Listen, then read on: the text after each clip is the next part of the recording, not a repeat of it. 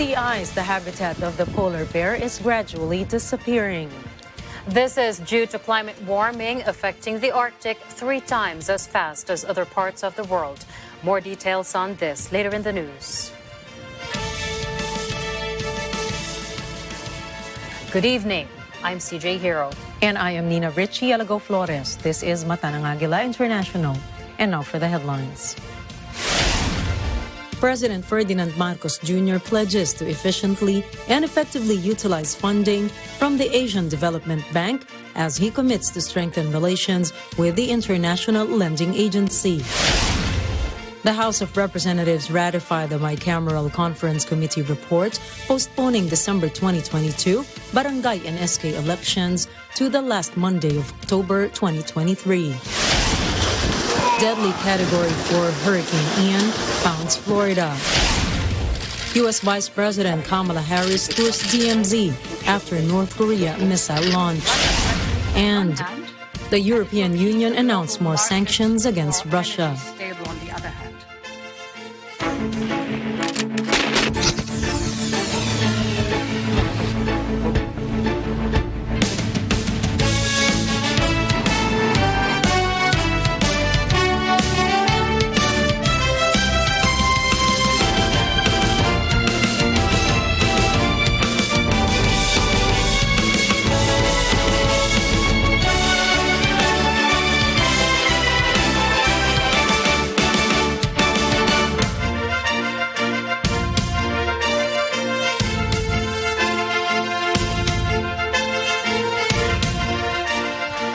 The Philippines will effectively and efficiently utilize funding from the Asian Development Bank, or ADB. President Ferdinand Marcos Jr. made the pledge as he speaks before the 55th annual meeting of the Board of Governors of the ADB in Mandaluyong City. The said bank has been based in the Philippines since 1966. Here's Eden Santos for the details. President Ferdinand Marcos Jr. has vowed to efficiently utilize funding from the Asian Development Bank, or ADB. During his speech before the 55th Annual Board of Governors meeting of ADB in Mandaluyong City, President Marcos also said his administration is committed to strengthen relationship with the international lending institution. As President, it is certainly my duty to ensure that the government remains committed in the efficient and effective utilization of this institution's assistance for the full benefit of all Filipinos. The chief executive also recognized the significant role played by ADB in the country's battle against the COVID-19 pandemic. Marcos said ADB allowed the country access to CARES, a quick disbursing support facility, to aid countries in mitigating the severe economic shock caused by the COVID-19 pandemic. At the onset of the pandemic, we witnessed the ADB's efforts and initiatives to mitigate the effects of COVID-19. In fact, it was ADB that was one of the first institutions to provide assistance with a grant of $3 million for the purchase of medical supplies for frontline health workers.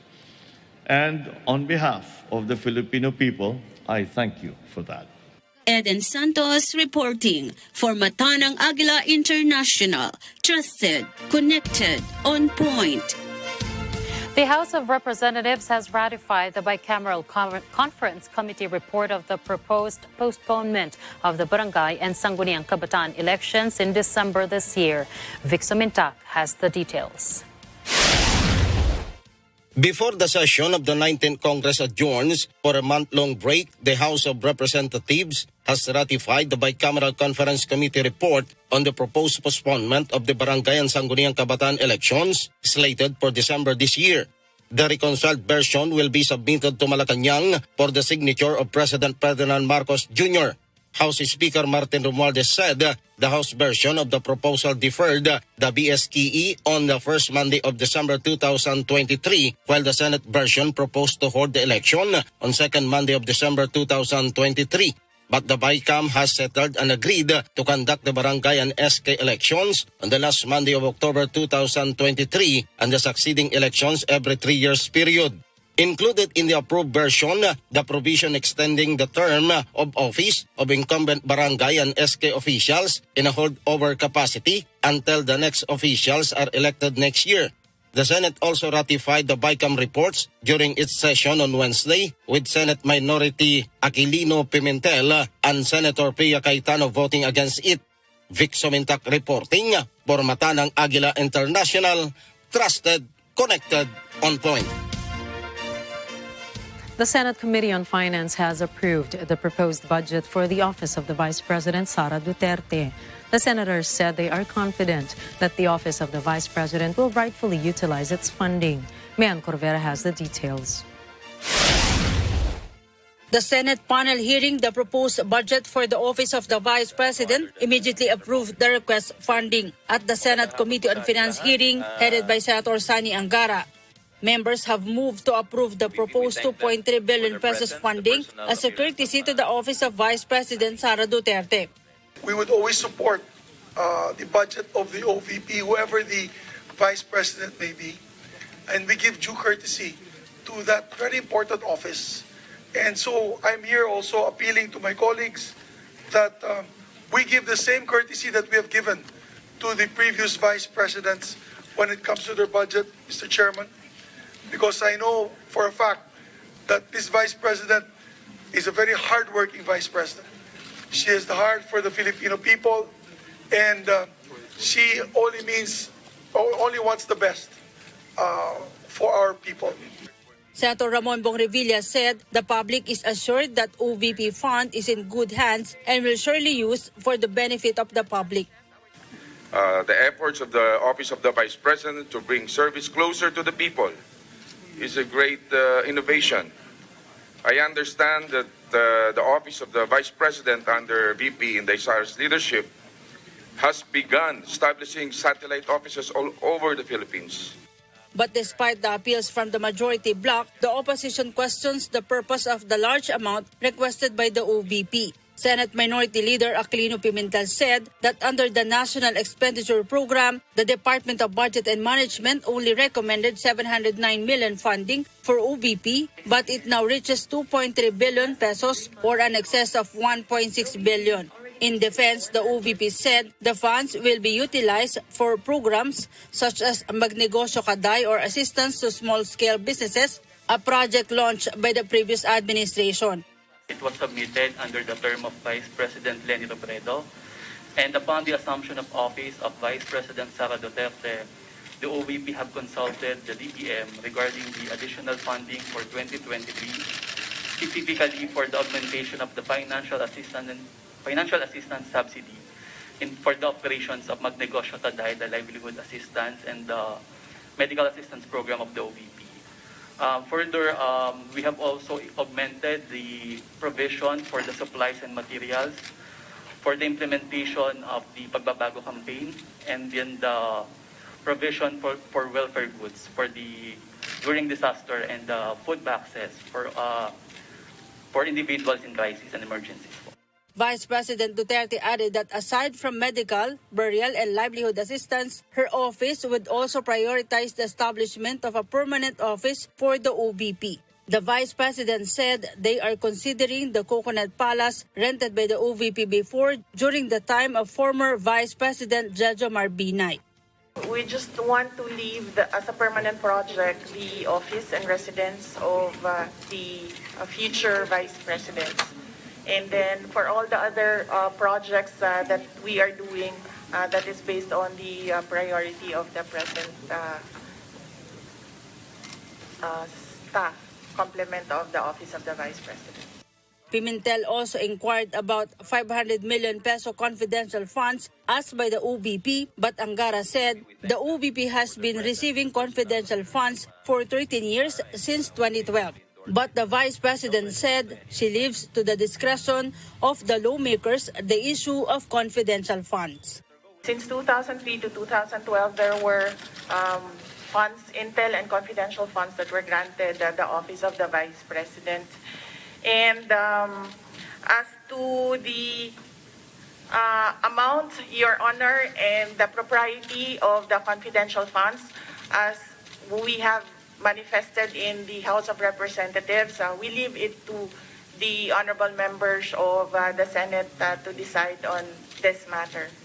Mean Corvera reporting for Mata ng Agila International, trusted, connected, on point. President Ferdinand Marcos Jr. must reappoint some of the government officials following their failure to get the approval of the powerful Commission on Appointments. The CA bypassed and did not deliberate the nomination of the officials due to lack of time. The CA adjourned their session on Wednesday as both chambers of Congress will go on a month-long break from October 1st to November 6th. The officials bypassed are those whose confirmation was not tackled by the CA include Energy Secretary Rafael Lutilla, Finance Secretary Ben Diokno, Information and Technology Secretary Ivan John Uy, Migrant Worker Secretary Susan Toots Ople, Public Works and Highway Secretary Manuel Bonoan, Science and Technology Secretary Renato Solidum, Social Welfare and Development Secretary Erwin Tulfo, Trade and Industry Secretary Alfredo Pascual, Transportation Secretary Jaime Bautista, Housing Secretary Jose Acozar, Socio-Economic Planning Secretary and NEDA Director General Arsenio Balisacan, Commission on Audit Chairman Jose Calida, Press Secretary Trixie Cruz Angeles, COMELEC Commissioner Nelson Celis, while the name of resigned Executive Secretary Vic Rodriguez is still in the list. Meanwhile, the CA has approved the appointments of Foreign Affairs Secretary Enrique Manalo, Budget and Management Secretary Amena Pangandaman, Justice Secretary Crispin Remulla, Interior and Local Government Secretary Benher Abalos, Agrarian Reform Secretary Conrado Estrella III, Environment and Natural Resources Secretary Maria Antonia Yulo Loizaga, and Tourism Secretary Maria Cristina Frasco. The death toll from Typhoon Karding has risen to 11, while 6 others are missing, according to the National Disaster Risk Reduction and Management Council, or NDRRMC. The death toll from Typhoon Karding has risen to 11, while 6 others are still missing. That's according to the National Disaster Risk Reduction and Management Council, or NDRRMC. The agency confirmed the death of 8 individuals, while the 3 others are still under verification. The number of individuals directly affected by the typhoon also rose to 640,963 in more than 1,000 barangays in regions 1, 2, 3, 4A and 4B, Cordillera Administrative Region or CAR, and Bicol Region. Houses damaged by the typhoon also reached more than 20,000 in CA or CAR, Central Luzon, Ilocos Region, and Cagayan Valley Region. To date, more than 25,000 individuals are sheltering in 391 evacuation centers, while more than 15,000 others took shelter in their families and friends' homes. Meanwhile, the Department of Agriculture said that as of 8 a.m. today, the total value of production lost due to the calamity has swelled to 2.02 billion pesos. The increase in overall damage and losses is due to further reports on rice, corn, livestock and poultry, and fisheries in CAR, Ilocos Region, Central Luzon, Bicol Region, and Western Visayas. The DA also said that Karding affected some 91,944 farmers and fisher folk. It said that rice is the most affected crop with a total value of production loss of 1.66 billion pesos. Consumers should clench for higher rice and vegetable prices. After Typhoon Karding decimated croplands in Central Luzon, the DA further said.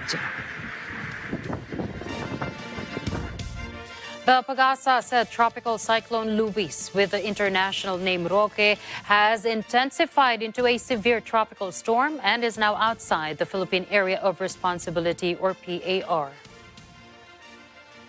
According to the State Weather Bureau, Luis intensified into a severe tropical storm at 8 a.m. and exited the country's borderline at 9 a.m. Thursday. The weather disturbance was spotted 1,200 kilometers east of extreme northern Luzon at 3 p.m. It had maximum sustained winds of 120 kilometers per hour, gustiness of up to 150 kilometers per hour, and was moving north-northeastward at 20 kilometers per hour. 6 to 9 9 more tropical cyclones are expected to enter the PAR this year, according to Pag-asa. The National Disaster Risk Reduction and Management Council, or NDRRMC, will give recognition and financial assistance to the families of 5 rescuers who died while performing their duty at the onset of Typhoon Karding in San Miguel, Bulacan. The remains of the 5 rescuers are found Monday morning in separate locations after they were swept away by a strong current when a gasoline station wall collapsed. The agency is also coordinating with the Office of the President for the additional aid to the families of the victims. NDRRMC is also pushing for the enactment of the Magna Carta for rescuers and disaster workers who do not receive enough salary and benefits from local government units. Most rescuers and disaster responders are volunteers, especially in far-flung municipalities and provinces. Disaster officials believe this law would enable to boost the morale of disaster responders and make them resolute and committed in their duty. The Philippines has established diplomatic relations with the island country Niue. President Ferdinand Marcos Jr. and Niue Prime Minister Dalton Emani Macamau Tagalagi signed the joint communique for this purpose. In a Twitter post, President Marcos said he is optimistic that stronger cooperation between the two countries would lead to a better future for its people. Tagalagi, in a Twitter post, also said, "We look forward to growing this relationship and bringing together our people." Niue has a land area of 261 square kilometers and an exclusive economic zone, or EEZ, of 450,000 square kilometers with approximately 1,700 people in population. Niue, dubbed as the Rock of Polynesia, is one of the largest coral atolls in the world. Its nearest neighbors are the Cook Islands, Samoa, and Tonga, and part of the New Zealand realm, and is self-governing in free association with New Zealand since 1974. Up next on Mata ng Agila International, Hurricane Ian pounds Florida as monster Category 4 storm. Russia demands explanation for U.S. President Joe Biden's Nord Stream 2 comments. And U.S. Vice President Kamala Harris toured in Korean demilitarized zone after Pyongyang's missile test. We'll be right back after this short break.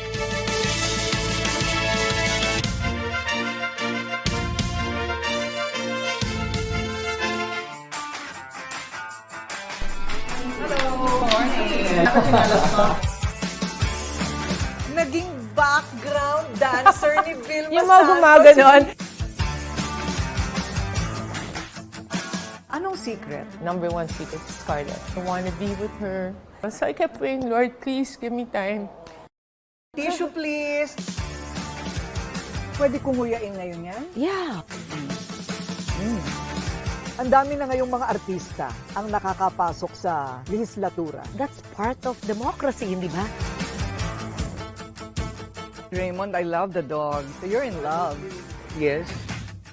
What do you call this dish? It's an Indian dish. Gisa-gisa pag may time.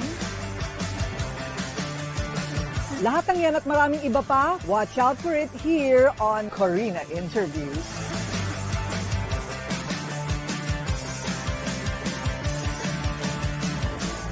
Kayo ba pumatay kay Octavio Mondragon? Hindi sir, inosente ako. Ang mga katotohanang dahang-dahang nabubunyag. Kinuha nila ako, inagaw, pero ganun lang. Ayaw naman nila akong alagaan. Sisimulan ko na magsampa ng kaso laban kay Romina.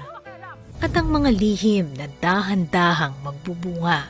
Ang bango talaga. Yan ang amoy ng kapangyarihan.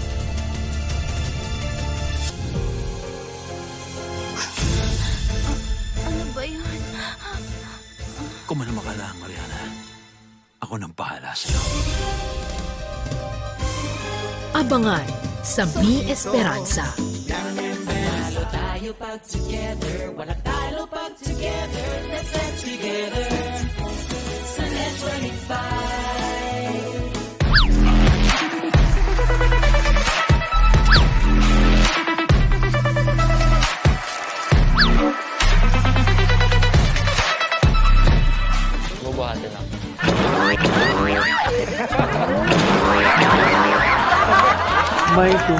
magandang dalaga sa magandang palimpera.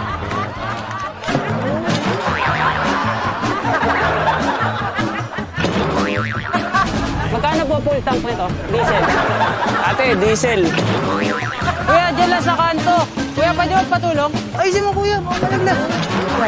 Dahan-dahan, ha? Yan. For safety lang, sir. Security mo to? Ay, parang namumukhaan kita. Kita na tayo, no? Ikaw yun, di ba? Pinakilala ka sa akin ni Joey. Oh, no. It's beer only. Sa Net 25. Talo tayo pag together. Wala talo pag together. Let's get together.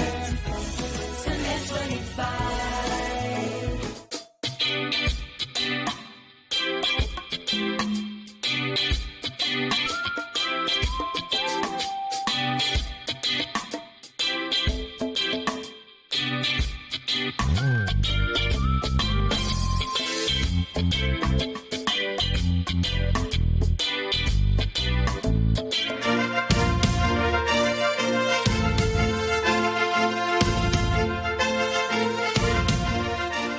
Welcome back to Matanang Agila International. Hurricane Ian slammed into the coast of southwest Florida as a monster Category 4 storm on Wednesday, bringing catastrophic storm surges, wind and flooding as officials readied a huge emergency response. The U.S. Border Patrol said 20 migrants were missing after their boat sank, with 4 Cubans swimming to shore in the Florida Keys Islands and 3 rescued at sea by the Coast Guard. The National Hurricane Center, or NHC, said the eye of the extremely dangerous hurricane made landfall just after 3 p.m. on the barrier island of Cayo Costa, west of the city of Fort Myers. Dramatic television footage from the coastal city of Naples showed flood water surging into beachfront homes, submerging roads and sweeping away vehicles. Some neighborhoods in Fort Myers, which has a population of more than 80,000, resembled lakes. The NHC said Ian was packing maximum sustained winds of 240 kilometers per hour when it landed, battering the Florida peninsula with catastrophic conditions. Ian is set to impact several million people across Florida and in the southeastern states of Georgia and South Carolina. As hurricane conditions spread, forecasters warned of a once-in-a-generation calamity. Though Hurricane Ian was downgraded to a tropical storm by the latest advisory of the National Hurricane Center, its catastrophic winds and rain pounded the southeast coast of Florida, leaving it heavily damaged and flooding. Melissa Potes reports. In St. Petersburg, Florida, earlier today, it looked deceptively like a heavy rainstorm. But that changed quickly as Ian moved inland, packing sustained winds of 240 kilometers an hour. In the city of Fort Myers, severe coastal flooding has left some neighborhoods looking like lakes. Power outages have left nearly 2 million customers without electricity. Ian is expected to affect millions more as it barrels across the state and then into Georgia and South Carolina. Offshore, the U.S. Border Patrol says 20 migrants are missing after their boat sank. 4 Cubans who survived managed to swim to shore. 3 others were rescued by the Coast Guard. Forecasters are warning Ian is a once-in-a-generation calamity that could create a life-threatening situation. The storm is expected to emerge in the Atlantic Ocean late Thursday. Melissa Potes, Orlando, Florida, Matanang Agila International. Trusted, connected, on point. The European Union has announced another round of sanctions on Russia following Moscow's escalation of the fighting in Ukraine. EU President Ursula von der Leyen says the measures include a ban on $7 billion worth of Russian exports, and she says there will be an oil price cap. So today, this oil price cap will help reduce Russia's revenues on one hand, and it will keep the global market for energy stable on the other hand. So today, in this package here, we are laying the legal basis for this oil price cap.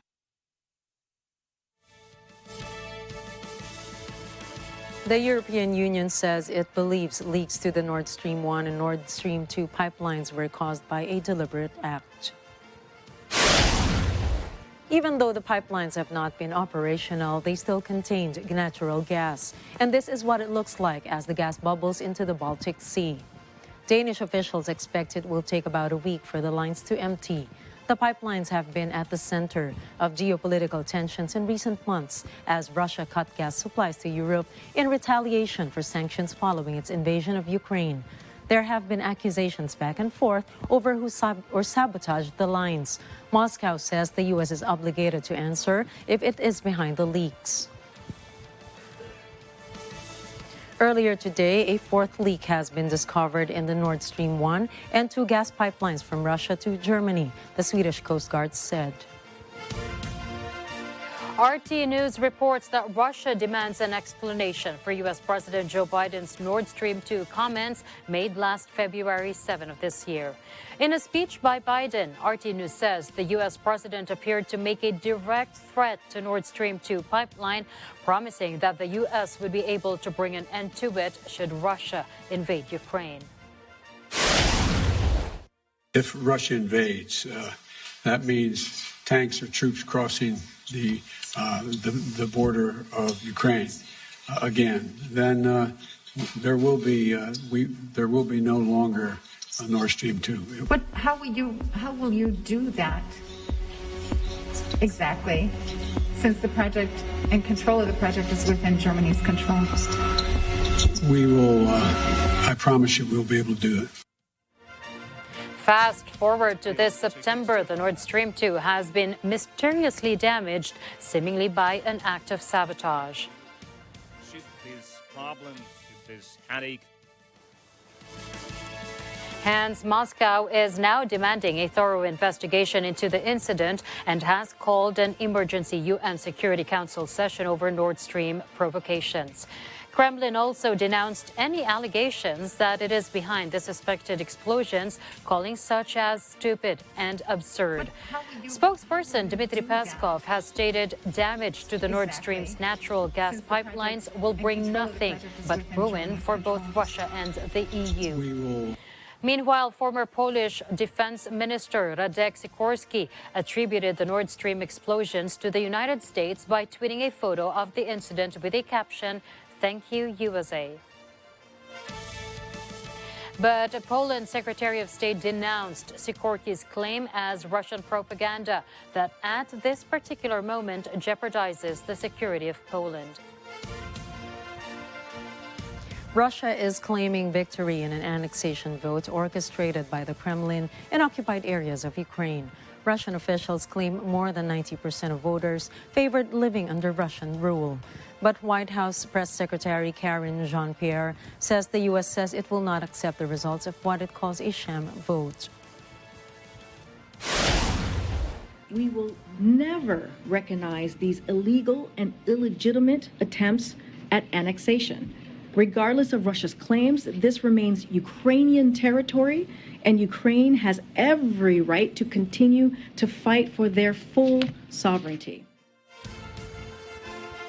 Kremlin spokesperson Dmitry Peskov said that Russian President Vladimir Putin will hold a signing ceremony tomorrow to add the 4 separatist regions of Ukraine to Russia. U.S. Vice President Kamala Harris toured in the Korean Demilitarized Zone, or DMZ, during her official visit to South Korea, aimed at strengthening the security alliance with Seoul. Harris made the visit despite Pyongyang's conduct of firing 2 ballistic missiles before her arrival. Speaking ahead of her meeting with South Korea's President Yoon Suk-yeol, Harris said the country's alliance was a linchpin of security and prosperity on the Korean peninsula. Seoul also planned to raise its concerns over a new law signed by U.S. President Joe Biden that removes subsidies for electric cars built outside America, impacting Korean automakers such as Hyundai and Kia. Meanwhile, Harris's trip to the demilitarized zone is likely to infuriate Pyongyang, which branded United States House Speaker Nancy Pelosi the worst destroyer of international peace when she visited the border in August. Washington stations about 28,500 troops in South Korea to help protect it from the north. And the allies are conducting a large-scale joint naval exercise this week in a show of force against the north.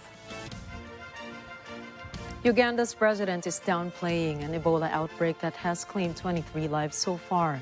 In a televised address, President Yoweri Museveni says he wants to reassure Ugandans that the government has the capacity to control the highly contagious disease. He says there is no need for restrictions or closure of public places because most cases of the infection are coming from one area. But this soundbite from the address raised questions about how seriously the 78-year-old president takes the outbreak. It's a little bit like AIDS. You remember when AIDS came, people were running around. Tourists were not coming.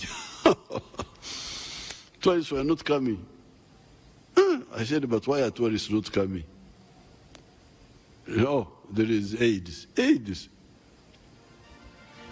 AIDS is found in only certain addresses. You don't go there. Museveni says he believes Ebola will be easier to fight than COVID-19.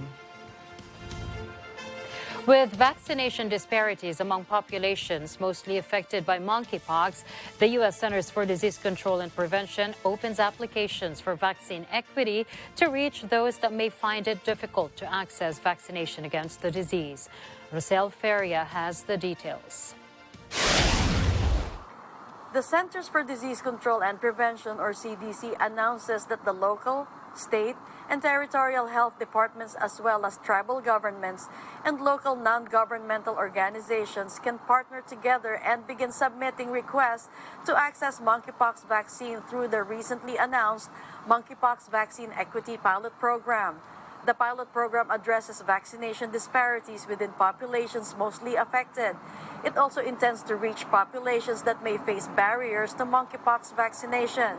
This includes differences in language, location of vaccination sites, vaccine hesitancy, mistrust of government, lack of access to online scheduling technology, accessibility and disability issues, immigration status, and stigma. The CDC says the outbreak is affecting men who have sex with men at an unequal rate. The health agency says it has disproportionately affected the Black and Hispanic communities and that distributing monkeypox vaccines in a way that addresses and reduces these disparities is the goal and priority of the program. Up to 50,000 doses of Jynneos vaccine have been allocated for the Monkeypox Vaccine Equity Pilot Program. Projects should prioritize groups with risk factors that increase their chances of getting or spreading monkeypox, who are overrepresented among monkeypox cases and less likely to be vaccinated, and whose barriers to vaccination may be addressed by the activities proposed. CDC Director Dr. Rochelle P. Walensky says this program will help make a difference. Local health departments and organizations interested in applying should contact their state or territorial health departments or tribal governments. For more information on details for the application, visit cdc.gov. Rosel Feria, Washington, D.C., Mata ng Agila International, trusted, connected, on point.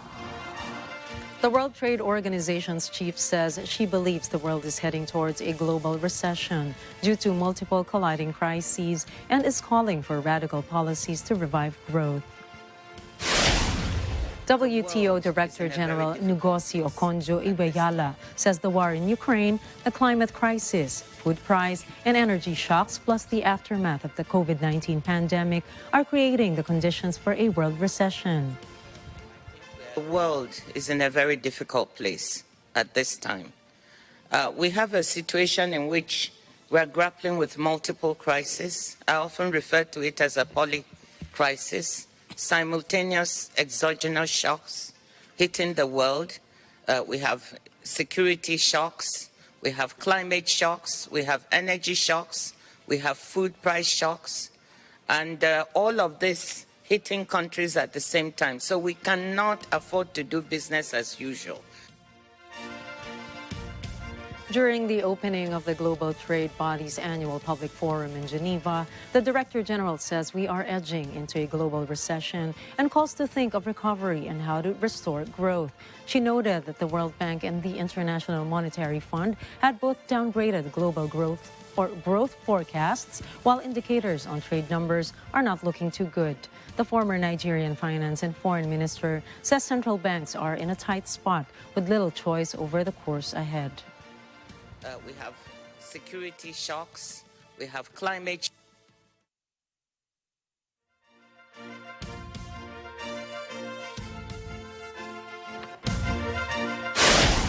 Coming right up, collapsed bridge in Brazilian Amazon city kills 3 people.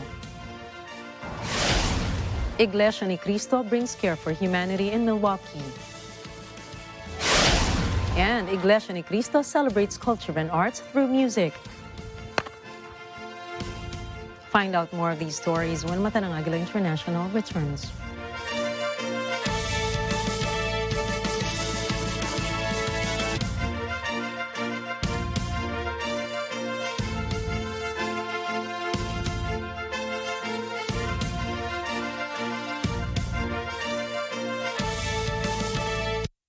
Tito Abo!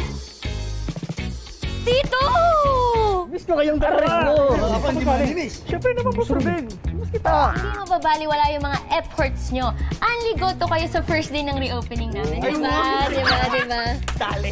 Ano pa kasi ginagawa mo dito? Sinusuportahan ko yung girlfriend ko. Pinatulang ka ni Juliet? Oo. Anong meron sa'yo?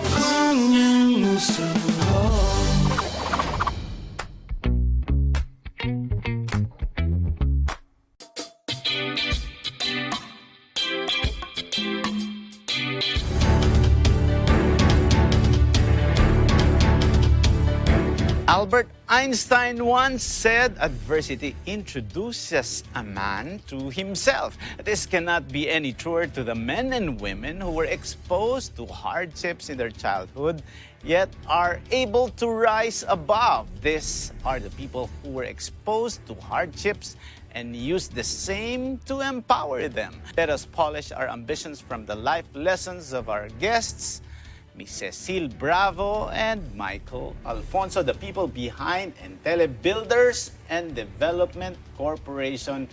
Start small. Huwag kagad yung big dreams. Pakita mo muna yung kakayahan mo dito sa maliliit kasi it's a way na matitest mo. Meron muna dyang trial and error. And always remember, hindi porket it works for someone, it will always work for you. Kasi kailangan alamin mo yung capabilities mo, ano ba yung skills na meron ka, para yun ang papasukin mong business. Only here in Open for Business. Open for Business with Cesar Vallejos. Every Sunday, 9 p.m.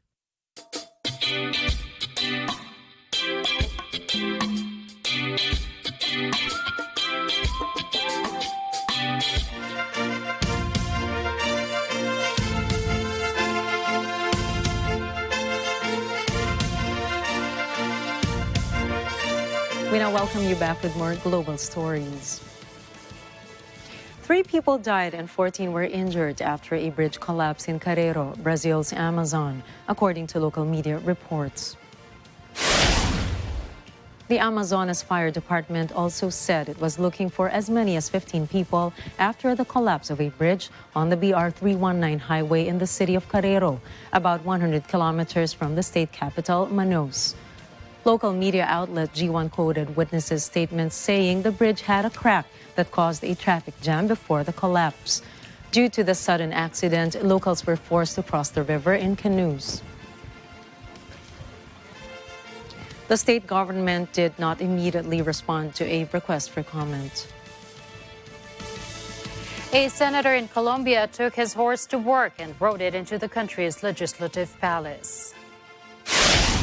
Aliro Barrera says he took his steed to work in a show of support for the country's farmers. He says it's part of a protest against a proposed new law that would prohibit certain activities involving horses, such as cattle herding. Barrera has defended activities in which animals are mistreated, including bullfighting and cockfighting.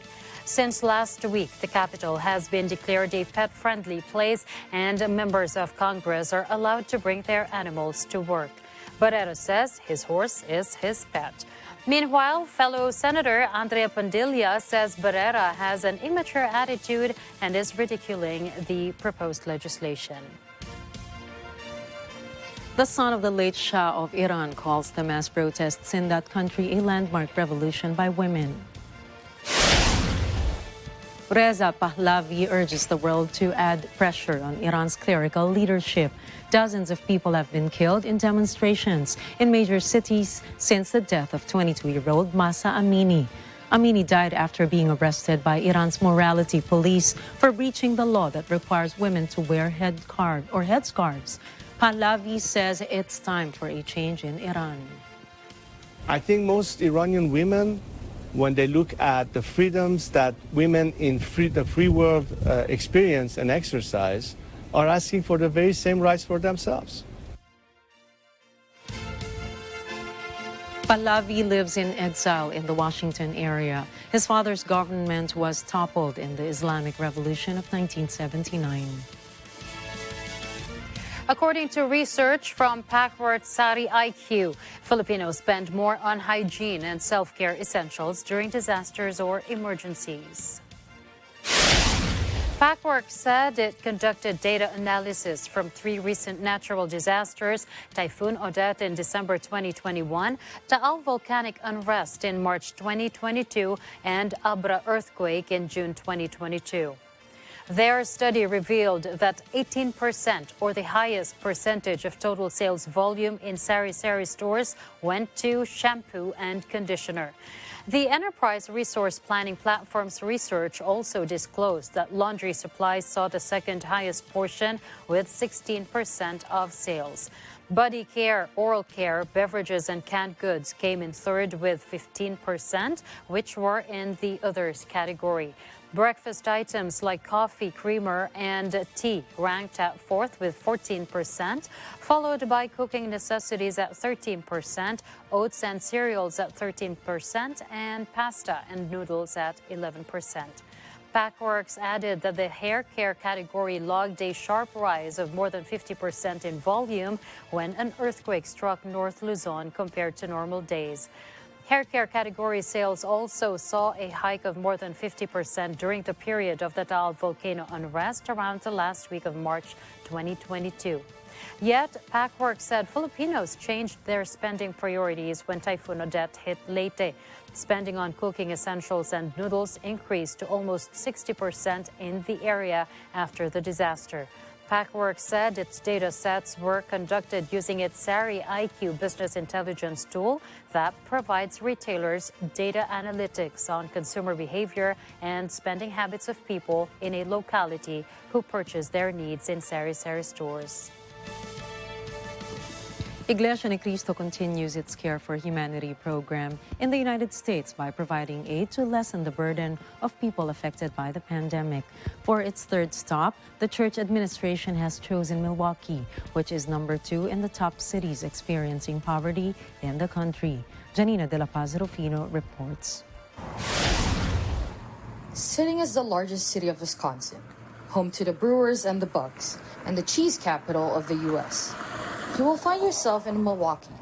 Sitting as one of the most diversified cities, it serves as a home for residents like Nikki, who is also a program director at this facility, the Neighborhood House of Milwaukee, providing services from early childhood care to youth programs for teens, a worthwhile service Nikki enjoys being part of. When I'm here, I feel like home because the people here are friendly and they always are welcoming. But as diverse and beautiful Milwaukee is for Nikki, it also has been impacted by poverty as COVID has worsened conditions. So has the increasing need for residents in Milwaukee. People needed help, but weren't sure how to get the help. And it seemed that it built this sort of toxic stress. But while tackling the diverse needs of residents and their level of poverty, the Neighborhood House of Milwaukee would become a location for the next stop of an ongoing humanitarian effort of one organization. For Nikki, It was surprising enough that it would be a church that would provide the overwhelming response. It was a great way. For us as an agency, I think we saw the breadth of how many people behind the church were part of it. Welcome. Did you bring your whole family with you? You walk your walk, I was trying to take her, but and you talk your talk. Want you to join us in this noble project in helping others, in spreading kindness, and also in religious and inherent obligation to worship our Creator, our Almighty God.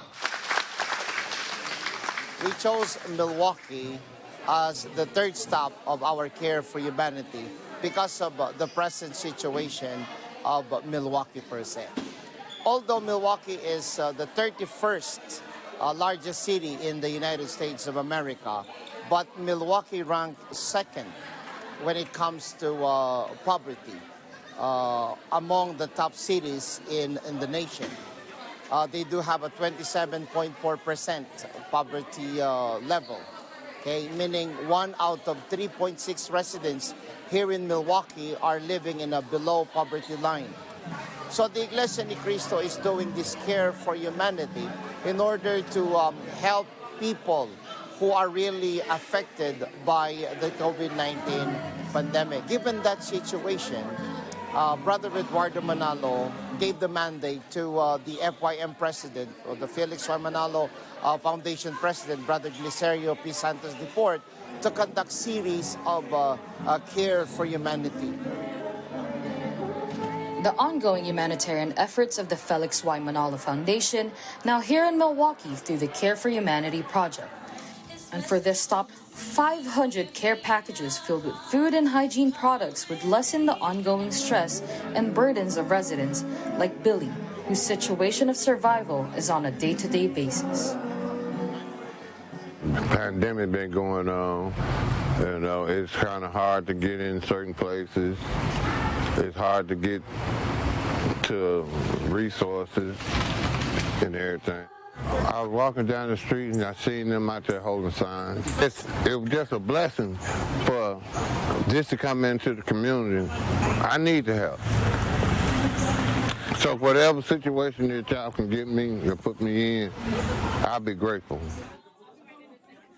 As life becomes more difficult, the more the Church of Christ, through the Felix Y. Manalo Foundation, shines as a beacon of hope.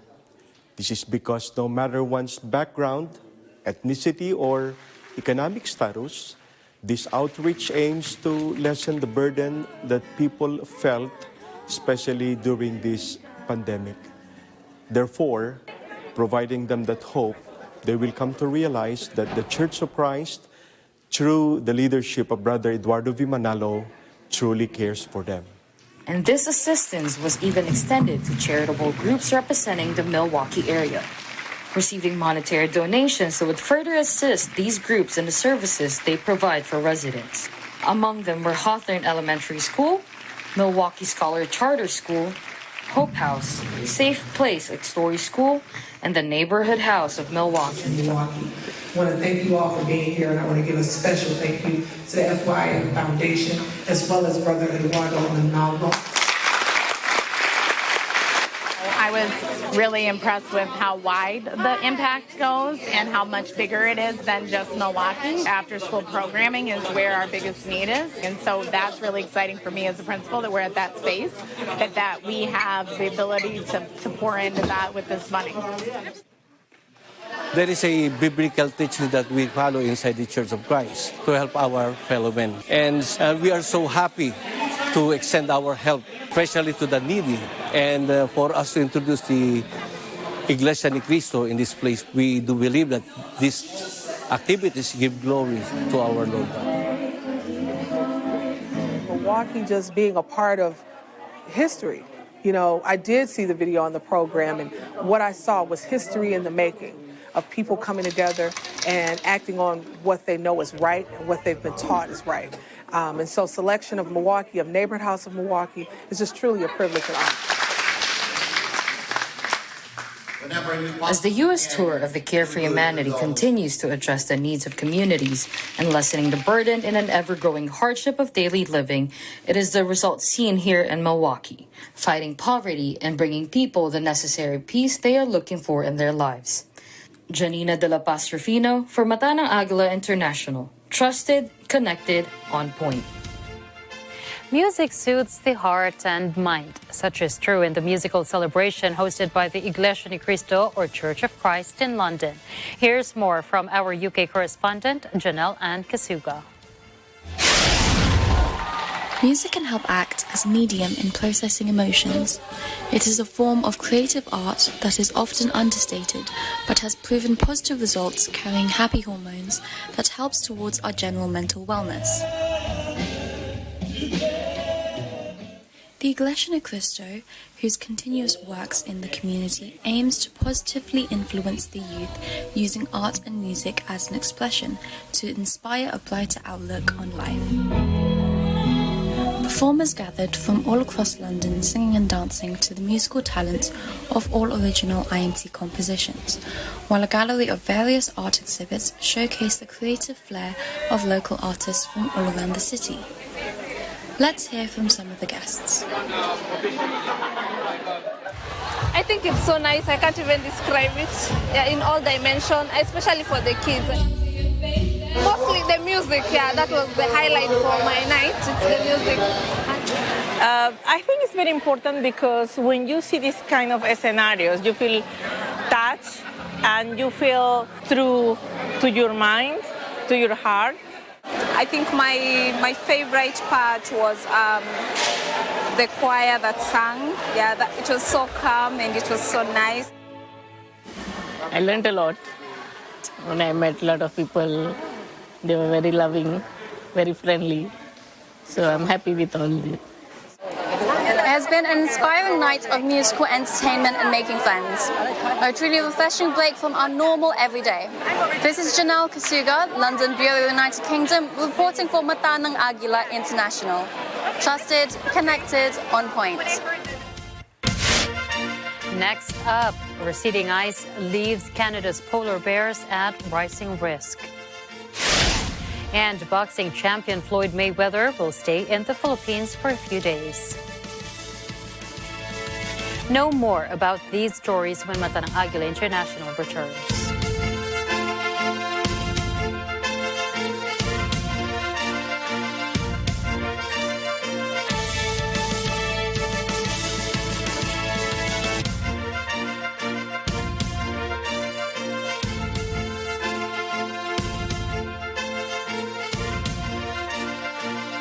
Isang masaya at masaganang tanghalian. Samahan niyo kami sa 2 oras ng kwentuhan, tawanan, kainan at syempre, online shopping. Kung ayaw niyo naman nagugutom at naghahanap na kayo ng mga add to cart na pagkain, meron kaming multi-store niyan. Kung hanap niyo ay pangporma, huwag maaalarma. Lahat ng hanap mo, 1 click away. We then give you a plan on how to correct your current situation. Shopping all the way. With Jojo,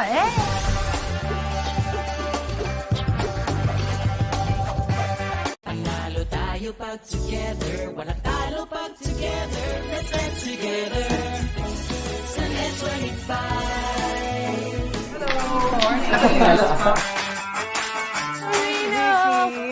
Naging background dancer ni Vilma Santos. Let's talk about love.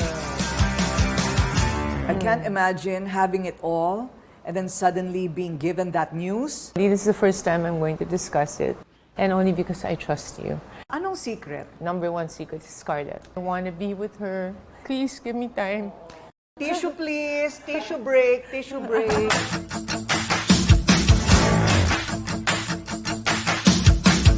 Araw-araw may bagong kaalaman. Dahil sa Tony Knows, everybody knows! Your Kuya Tony Petgaba na hindi naubusan ng tips. Siyempre, from DIY to life hacks, sagot ko na yan. Saan ka pa? Let's all play together. Let's have fun together. Tara na, sumali at makigulo sa aming kada challenge. Sa kada umaga, kompleto na ang inyong umaga.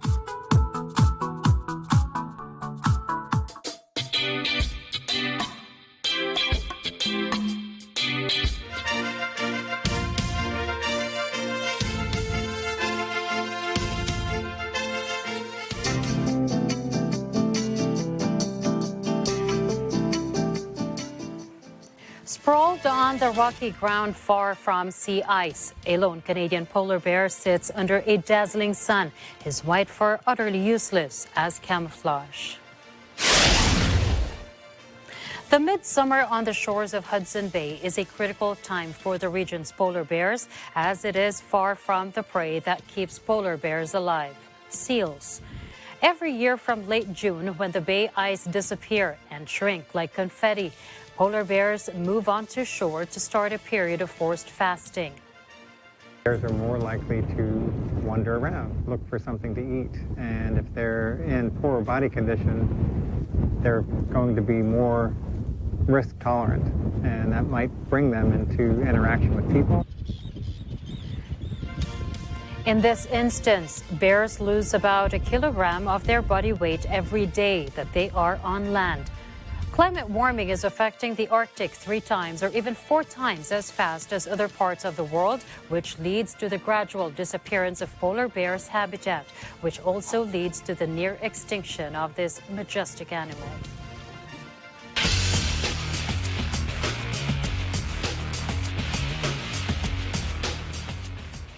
The American boxing legend Floyd Mayweather is in the Philippines and will stay for a few days.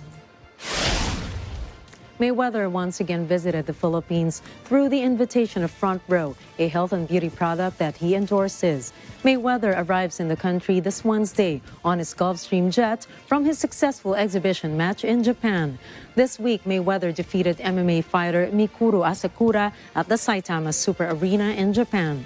According to Mayweather, his hard fights from 1987 to 2017 are over, so now all his games are for entertaining and enjoyment. Mayweather was happy to be back in the Philippines and said he enjoyed visiting the country. The boxing legend will also use this opportunity to take a vacation. A minor setback could be a major comeback. So I think you must surround yourself with the right people. Continue to believe, continue to work hard, like the song say, like I always say, it's all about hard work and dedication. You can get to where you're trying to get to.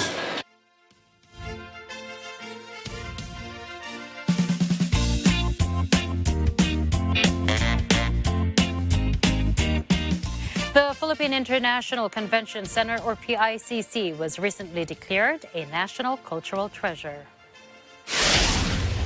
Apart from the complex, the sculpture in the courtyard, the steel sculpture grid in the plenary hall, the painting Pagdiriwang in the delegation upper lobby, and the wood-carved furniture by national artist Napoleon Abueva, distributed in lobbies and hallways, are also declared national cultural treasures.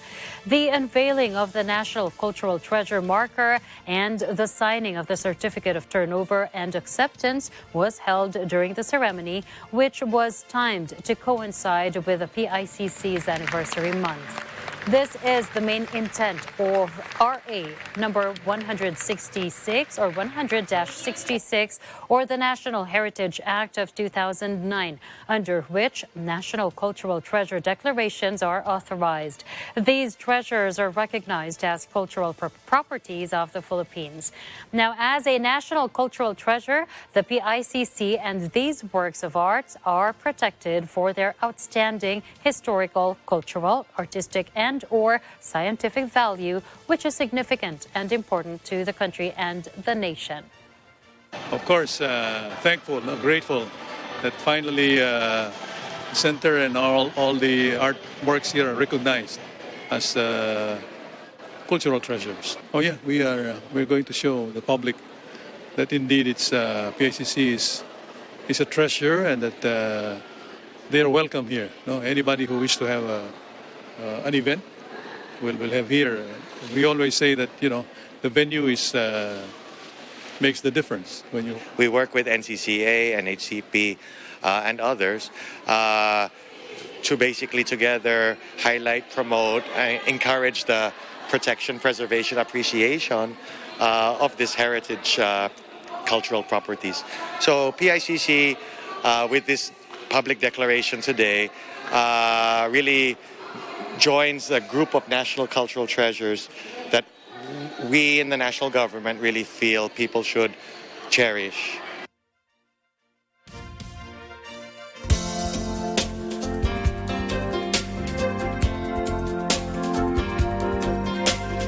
Let us now take a look back on some historical events that happened on this day, September 29.